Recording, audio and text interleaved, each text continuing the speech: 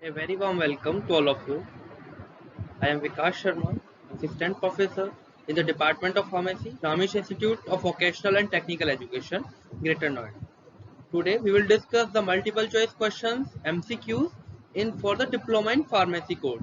Our subject is Pharmaceutical Chemistry 1, PharmChem 1 for the first year Diploma in Pharmacy students, and the topic for today is acid base and buffers. This is the first topic in the syllabus of PharmChem. So first question you can study, you can read on the slide. Theories of acid and base has been given below. Identify which does not belongs to the acid base theory. यहाँ पर आपको acids and base को define करने के लिए चार theories दी गई हैं और आपको क्वेश्चन में पूछा गया है identify which does not belongs to acid base theory. तो यहाँ पर आप देख सकते हैं you have studied Arrhenius theory, you also have studied Lowry Bronsted theory, Lewis theory. यहाँ से आप तीनों को डिफरेंशिएट भी कर सकते हैं कि Arrhenius theory is related to the dissociation. Lowry Bronsted theory में आपने क्या पढ़ा था? You have studied in Lowry Bronsted theory कि प्रोटॉन से रिलेटेड होता है, proton accept proton donor. And Lewis theory it completely depends on the electron accepting and electron donating power. But Huckel theory is different here. So the correct option is Huckel theory. Moving to the next question, what are called as proton donors, which donates proton in solution to any other substance? Understand the question कि कौन से compounds proton donors कहे जाते हैं. What are called as proton donors which donates proton. आप उनको किसी भी सॉल्यूशन में मिक्स करेंगे तो वो प्रोटॉन डोनेट करते हैं. तो नीचे से कौन से कंपाउंड, आपको चार ऑप्शन दिए गए, acids, basis, buffers and all of the above. आप यहाँ से देख सकते हैं कि जब आप सॉल्यूशन में किसी में मिक्स करते हैं तो एसिड्स आर द सब्सटेंसेस, वो एसिड्स ही वो सब्सटेंसेस हैं जो किसी भी सॉल्यूशन में मिक्स होने के बाद में प्रोटॉन डोनेट करते हैं. H प्लस आयन सिर्फ एसिड्स ही देते हैं. तो correct option is acids. Moving to the next question, third question. According to Lewis concept, what are called as electron donors, which donate a lone pair of electrons in a solution? This question is from the third theory of the acid base definition. यहाँ पर Lewis concept की बात आई है. तो कौन से components ऐसे हैं एसिड या बेसिस या बफर्स में से, कौन से ऐसे कंपोनेंट्स हैं which are called as electron donors, जो इलेक्ट्रॉन अपने अंदर से डोनेट करते हैं. तो इन द ल्यूइस कॉन्सेप्ट मैं आपको याद दिलाना चाहूंगा कि it is just opposite to the Lowry Bronsted theory. तो the correct option is here bases. तो बेसिस यहाँ पर आपको इलेक्ट्रॉन डोनेट करते हैं and acids are the substances जो इलेक्ट्रॉन एक्सेप्ट कर लेते हैं आपके. So the correct option is bases. Moving to the next question, आपको यहाँ पर एक रिएक्शन दिखाई देगी क्वेश्चन में, फोर्थ क्वेश्चन में. इन the following reaction which one is acid. आपके सामने एक रिएक्शन दी गई है जिसमें अमोनिया की रिएक्शन यहाँ पर होगी हाइड्रोक्लोरिक एसिड के साथ में. NH3 is reacted with the hydrochloric acid, so what will form? यहाँ पर अमोनिया का फॉर्मेशन हुआ है एंड क्लोरीन गैस अलग बच गई है. तो नाउ क्वेश्चन इज कि in the following reaction which one is acid. जब रिएक्शन प्रोसेस होगी in the mechanism of this reaction which substance reacts as acid. Ammonia या हाइड्रोक्लोरिक एसिड में से आपको पता नहीं है कि कौन एसिड है, तो आपको बताना है कि which one is acidic. Ammonia. आपके सामने दोनों ऑप्शंस हैं, अमोनिया भी है, हाइड्रोक्लोरिक एसिड भी, and D option is also there कि बोथ आर एसिड्स. तो एसिड्स कौन से होंगे? अभी तक हमने डेफिनेशन के थ्रू समझाया आपने अपनी क्लास में कि एसिड्स वो सब्सटेंसेस होते हैं जो कि इलेक्ट्रॉन डोनेट कर देते हैं, इलेक्ट्रॉन डोनेट करेंगे. तो यहाँ से कौन इलेक्ट्रॉन डोनेट करेगा? हाइड्रोजन से निकलेगा एक H प्लस आयन, अमोनिया उस हाइड्रोजन से निकले हुए H प्लस आयन को एक्सेप्ट करेगा. अमोनिया H प्लस आयन को एक्सेप्ट करेगा. आप देख सकते हैं प्रोडक्ट में क्या बना है, NH4 बना है. NH4 बनने का मतलब है अमोनिया ने एक्सेप्ट किया, हाइड्रोक्लोरिक एसिड ने डोनेट किया. तो डोनेट करने वाला क्या होता है? एसिड होगा. सो the correct option is HCl. HCl is acid in nature. So correct option is, correct answer is hydrochloric acid. Move to the next question. What happens when a solution of an acid is mixed with a solution of base in a test tube? Question आप समझ सकते हैं कि जब आप एक acid के solution को आप एक बेसिक सॉल्यूशन में ऐड करते हैं, एसिड के सॉल्यूशन को जब बेसिक सॉल्यूशन में ऐड किया जाएगा तो क्या होता है. क्वेश्चन आप देख सकते हैं दोबारा से. What happens when a solution of an acid is mixed with solution of base. तो यहाँ पर आपको चार ऑप्शंस दिए गए हैं फर्स्ट ऑप्शन इज कि नो रिएक्शन, एसिड को जब आप बेस के साथ एडिशन करेंगे तो no reaction. Second option is colour produce होगा। Third option is salt formation takes place and D option is B and C both. तो जब आप एसिड को बेस के साथ में मिक्स करते हैं तब आपका वहां पर सॉल्ट फॉर्मेशन होता है। अभी हमने पीछे की स्लाइड पर भी देखा था कि अमोनिया को आपने एसिड के साथ मिक्स किया था तो वहां पर सॉल्ट फॉर्मेशन होता है, NH4 बनता है। तो आप यहां से बता सकते हैं कि salt formation takes place and this is the correct answer. In the next question, ये क्वेश्चन आपके समझने के लिए है कि यहाँ पर एसिड्स की बात होगी। In terms of acidic strength which one of the following is in the correct increasing order. यहाँ पर आपको एसिड्स दिए गए, आपको बताना है सेलेक्ट करने के बाद में कि विच हैज या which compound has more acidic power. यहाँ पर आपको तीन के बीच में कंपैरिजन करना है। First one is water, acetic acid and hydrochloric acid. तो हम देख सकते हैं कि ऑप्शन ए में दिखाया गया है कि hydrochloric acid has more highest acidic strength. Option B में आप देख सकते हैं क्या बताया गया है कि acetic acid has highest acidic strength. उसके बाद से आप देख सकते हैं सी और डी में फिर से चेंज हुआ है। तो आप यहाँ पर आप खुद का ब्रेन अप्लाई कीजिए। जब आप खुद से ब्रेन अप्लाई करेंगे आपको पता लगेगा कि what is the correct answer. Water होता है हमारा न्यूट्रल, तो water should be at the end. C और डी ऑप्शन यहाँ से गलत हो जाते हैं। वाटर एक न्यूट्रल सॉल्यूशन है जिसकी एसिडिक स्ट्रेंथ दोनों से कम होगी। वाटर सबसे स्टार्टिंग होना चाहिए, यानी कि जो भी करेक्ट आंसर होगा वो ए और बी में से कोई एक होगा। अब आपको ए और बी को फर्दर स्टडी करना है। तो वाटर हो गया पीछे, वाटर की एसिडिक स्ट्रेंथ कम हो जाएगी। उसके बाद में आपको देखना है कि किसकी ज्यादा है, हाइड्रोक्लोरिक एसिड या एसिटिक एसिड। तो acetic acid is less acidic than hydrochloric acid. तो इसीलिए कौन सा ऑप्शन आपका सही होगा, acetic acid has lowest acidic strength than hydrochloric acid. तो आपका ऑप्शन सही हो जाता है option number A. Option A में दिखाया गया है कि hydrochloric acid has highest acidic strength. तो correct answer is option number A. Moving to the next question. तो यहाँ से आपके कंपाउंड स्टार्ट होते हैं। एसिड बेसिस एंड बफर्स में आपका पहला कंपाउंड आता है boric acid, according to the pharm chem 1 syllabus of diploma in pharmacy. तो यहाँ पर दिखाया गया है what is the chemical formula of boric acid. Boric acid का केमिकल फॉर्मूला क्या है। आप ऑप्शंस देखिए, D option is hydrochloric acid. C में आप देख सकते हैं H2SO4 दिया गया है। H2SO4 का क्या नाम होता है, it is known as sulphuric acid. D is hydrochloric acid, C is sulphuric acid, B is H3BO4। आपके सी और डी रेस से बाहर हो जाते हैं, दोनों ही गलत आंसर हैं। आप देख सकते हैं आप अटकेंगे इन दोनों पर कि H3BO3 या H3BO4। आपको अब इनमें से कंपैरिजन करना है। तो correct molecular formula, correct chemical formula of boric acid is H3BO3। So the correct option is option number A. Moving to the next question, slaked lime is the synonym of. यहाँ पर this is a type of fill in the blanks question. आपको यहाँ पर 4 options दिए गए हैं। आपको बताना है कि इनमें से स्लेक्ड लाइम किस चीज का सिनोनियम है। 4 ऑप्शंस है। First option is hydrochloric acid, second option is calcium carbonate, CaCO3 आप किस नाम से बोलते हैं, calcium carbonate. After that CaCl2 and last option is calcium hydroxide. तो आपने अपने सिलेबस में देखा होगा कि इन कंपाउंड्स में से किस चीज का सिनोनियम है आपका स्लेक्ड लाइम, ये आपको बताना है। तो आपने पढ़ा होगा जब आपने कैल्शियम हाइड्रोक्साइड पढ़ा था, तो कैल्शियम हाइड्रोक्साइड में आपने देखा था कि इसका सिनोनियम क्या होता है, स्लेक्ड लाइम। तो यहाँ पर क्वेश्चन उल्टा पूछा गया था, slaked lime is the synonym of calcium hydroxide. So the correct option is option number D. Next question कि according to which theory base is an proton acceptor. किस थ्योरी के हिसाब से बेस प्रोटॉन एक्सेप्टर होता है। तो यहाँ पर प्रोटॉन की बात आई है। आपको अपना ब्रेन फिर से अप्लाई करना है एक बार कि हमने एसिड बेस के केसेस में 3 थ्योरीज देखी थी। जब हमने 3 थ्योरीज देखी थी तो अर्हेनियस थ्योरी होती है, ये किस चीज पर डिपेंड करती है, ये डिपेंड करती है आपका डिसोसिएशन पर। लॉरी ब्रोंस्टेड थ्योरी आपका किस चीज पर डिपेंड करती है, प्रोटॉन पर डिपेंड करेगी। और लेकिन आपकी जब लुईस थ्योरी आती है, ये किस चीज पर डिपेंड करती है, आपकी इलेक्ट्रॉन पर डिपेंड करती है।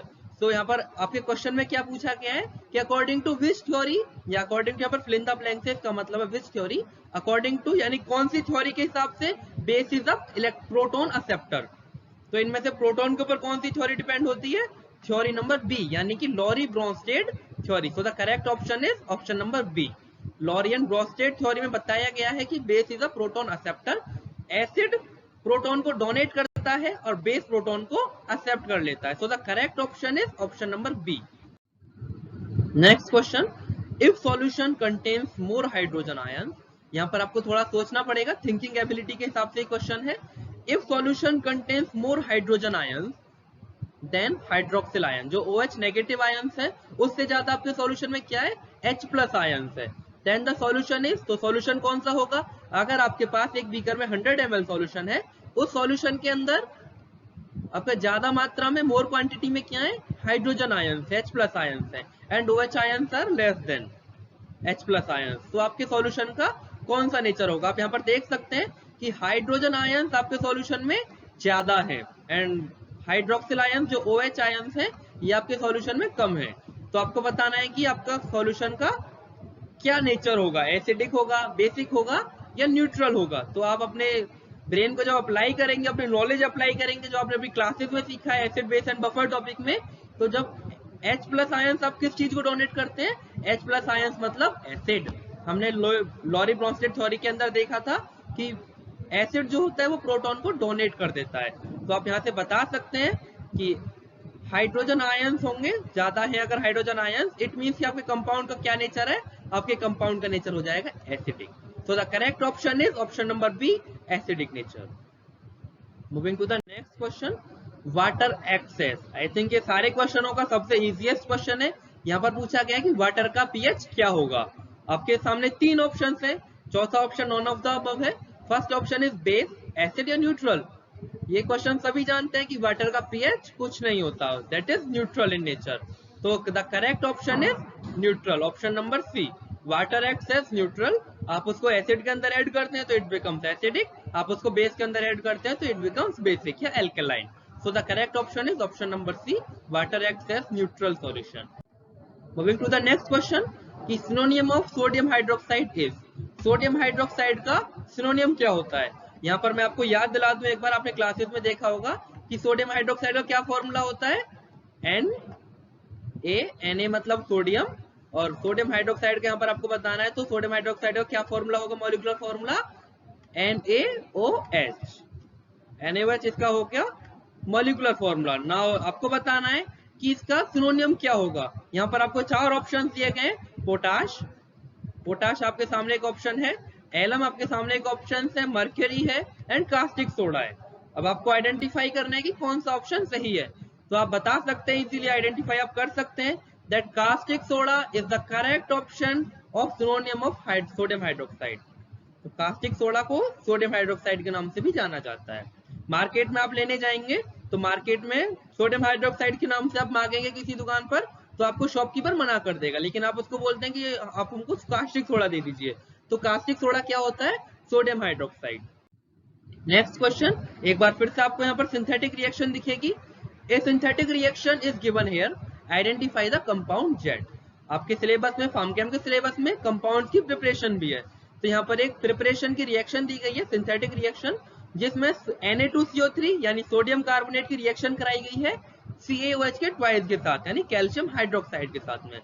जब सोडियम कार्बोनेट कैल्शियम हाइड्रोक्साइड के साथ रिएक्शन शो करेगा तो एक CaCO3 कंपाउंड फॉर्म होगा, यानी कैल्शियम कार्बोनेट बना है। एक और कंपाउंड यहाँ पर बनेगा जिसको आपको बताना है एनालाइज करके कि कंपाउंड जेड क्या होगा। आप बताइए, अब आप इस रिएक्शन को एक बार सोचिए। आप रिएक्शन को सोचेंगे तो आप इजीली आंसर कर सकते हैं, बहुत इजी क्वेश्चन है। आप ये देखिए कि आपने जब रिएक्शन स्टार्ट की तो सोडियम कार्बोनेट है आपका, सोडियम कार्बोनेट मतलब Na2CO3। जब Na2CO3 की रिएक्शन आपने कैल्शियम हाइड्रोक्साइड के साथ कराई है, अब कैल्शियम हाइड्रोक्साइड के साथ रिएक्शन कराएंगे तो आपने देखा यहाँ पर कि कैल्शियम कार्बोनेट बना है। कैल्शियम कार्बोनेट बनने का मतलब है कि इन दोनों ने आपस में रिएक्शन फॉर्म कर ली है, CaCO3 ने आपस में रिएक्शन फॉर्म कर ली है। बचा क्या, बचा आपका Na2OH का ट्वाइस, यानी कि आपका 2 सोडियम के एटम्स बचे हैं, 2 ही हाइड्रोक्सिल ग्रुप के एटम बचे हैं। अब ये दोनों क्या एटम क्या करेंगे, ये दोनों एटम अब आपस में रिएक्शन करेंगे, सोडियम और OH, ये दोनों आपस में रिएक्शन शो करेंगे। जब इन दोनों की रिएक्शन होगी सोडियम प्लस OH की, तो आपका क्या बनेगा, sodium hydroxide. So the correct option आपका क्या होगा, correct option is sodium hydroxide. क्योंकि एलम भी नहीं होगा, पोटेश भी ऑप्शन गलत है, कैल्शियम का तो यहाँ पर जिक्र ही नहीं है, कैल्शियम हाइड्रोक्साइड बनेगा नहीं क्योंकि कैल्शियम ने पहले ही कैल्शियम कार्बोनेट बना लिया है। आपके कंपाउंड बचे सोडियम प्लस OH, यानी आपका sodium hydroxide is the correct option. Moving to the next question, fill in the blanks type of MCQ है ये कि डैश आपको बताना है कि कौन सा solution for which the pH will not be changed, ऐसा कौन सा सॉल्यूशन होता है जिसका पीएच चेंज नहीं होगा जब आप उसमें स्मॉल अमाउंट ऑफ एसिड या बेस ऐड करें। For which the pH will not be changed when a small amount of acid और बेस इज एडेड। आपको बताना है कि इनमें से कौन सा सॉल्यूशन ऐसा होगा जिसमें आप थोड़ा सा अमाउंट ऑफ एसिड और बेस ऐड कर देते हैं तो उसका पीएच चेंज नहीं होता। आपको बताना है कि ऐसा कौन सा कंपाउंड होगा। In case of basic solution, आप बेसिक सॉल्यूशन में अगर एसिड ऐड कर देते हैं तो उसका पीएच चेंज हो जाएगा, क्लोराइड का भी पीएच चेंज होगा, कैल्शियम हाइड्रोक्साइड का भी पीएच चेंज हो जाएगा। आपका बचता है बफर्स। आपने बफर्स पढ़े होंगे। बफर्स ऐसे कंपोनेंट्स होते हैं जिनके अंदर आप स्मॉल अमाउंट ऑफ एसिड या बेस ऐड कर देंगे तो उनके पीएच के अंदर नो चेंज, यानी कि correct option is buffers. Correct option is option number B, buffers. Moving to the next question, what happens when water is spread over calcium oxide CaO। जब आप CaO के ऊपर वाटर का addition करते हैं, spray करते हैं तो क्या होगा। ये भी एक सिंथेटिक रिएक्शन है, प्रिपरेशन में आपने पढ़ी होगी जरूर। जब आपने CaO की रिएक्शन आप कराएंगे वाटर के साथ में, आप थ्योरी में ऊपर लिखा है देख सकते हैं, what happens when water is spread over CaO, तो क्या होगा आपको बताना है। यहाँ पर आपको 4 कंपोनेंट्स दिए गए कि क्या फॉर्म हो सकता है, calcium hydroxide, potash, sodium sulphate forms या कैल्शियम क्लोराइड फॉर्म। आप एक बार फिर से क्वेश्चन को पढ़िए, आप क्वेश्चन को पढ़ेंगे तो आपको आंसर खुद से मिल जाएगा। CaO प्लस H2O, यानी आपके कंपाउंड के अंदर है कैल्शियम प्लस OH, यानी आपका क्या बनना चाहिए, आपका बनना चाहिए calcium hydroxide. So the correct option is option number A, calcium hydroxide. Come to the next question, on exposure to air, जब आप एयर के साथ एक्सपोजर करते हैं तो which compound absorb atmospheric carbon dioxide. इनमें से आपको 4 ऑप्शंस दिए गए, 4 ऑप्शंस में से कौन सा कंपाउंड एटमॉस्फेयर से CO2 एब्सॉर्ब करने के बाद में CaCO3 निकालता है, यानी कैल्शियम कार्बोनेट बनाएगा। आपको कंपाउंड बताना है, जब वो CO2 गैस को एब्सॉर्ब करेगा तब वो बनाएगा कैल्शियम कार्बोनेट। आपको बताना है कि ऐसा कौन सा कंपाउंड है, तो आप खुद से ऑप्शंस को एनालाइज कीजिए। Sodium chloride can not form, sodium chloride नहीं बना सकता क्योंकि सोडियम क्लोराइड के पास में कैल्शियम नहीं है। कैल्शियम कार्बोनेट बनाने के लिए क्या चाहिए आपको, कैल्शियम चाहिए। CaCl2 के पास ऑप्शन में आप सोच सकते हैं इसको, क्लोराइड ऑप्शन गलत है क्योंकि यहाँ पर कैल्शियम नहीं है। आपको बनाना है कैल्शियम कार्बोनेट, एब्सॉर्ब क्या हुआ है CO2। आपको ये fill in the blanks fill करना है मोस्टली, ठीक है। तो आपका एक ऑप्शन बचता है लास्ट में कैल्शियम हाइड्रोक्साइड। आप कैल्शियम हाइड्रोक्साइड ऑप्शन को सोचिए कि CaOH का ट्वाइस, जिसका केमिकल फॉर्मूला होगा, आपने इसकी रिएक्शन कराई है कार्बन डाइऑक्साइड के साथ में, तो वहां से क्या होगा, इट विल एब्सॉर्ब CO2, ये एटमॉस्फेयर से कार्बन डाइऑक्साइड गैस को एब्सॉर्ब करेगा और क्या फॉर्म करेगा आपका CaCO3, calcium carbonate. So the correct option is option number D, calcium hydroxide. Moving to the next question, which one of the following is known as tear gas. इनमें से कौन सा कंपाउंड है जो टीयर गैस को नाम से भी जाना जाता है। तो आपने टीयर गैस का यूज, आपने टीयर गैस को काफी बार जनरली सुना होगा, आपने न्यूज़पेपर्स में भी सुना होगा कि टीयर गैस को मोस्टली क्राउड को कंट्रोल करने के लिए यूज किया जाता है। तो टीयर गैस का केमिकल नेम क्या होगा आपको बताना है। टीयर गैस आपके एसिड बेस एंड बफर के चैप्टर्स में कंपाउंड्स भी है। तो आपको 4 ऑप्शन दिए गए, nitrogen gas, calcium oxide gas, ammonia gas या नाइट्रस ऑक्साइड गैस। तो आप इजीली इस क्वेश्चन का आंसर कर सकते हैं कि option number C, ammonia is known as tear gas. Ammonia को एक टीयर गैस के नाम से भी जाना जाता है। So the correct option is tear gas. So I conclude here this chapter, acid base and buffer. In the next video I will come with the another chapter of PharmChem 1. Thank you so much for listening.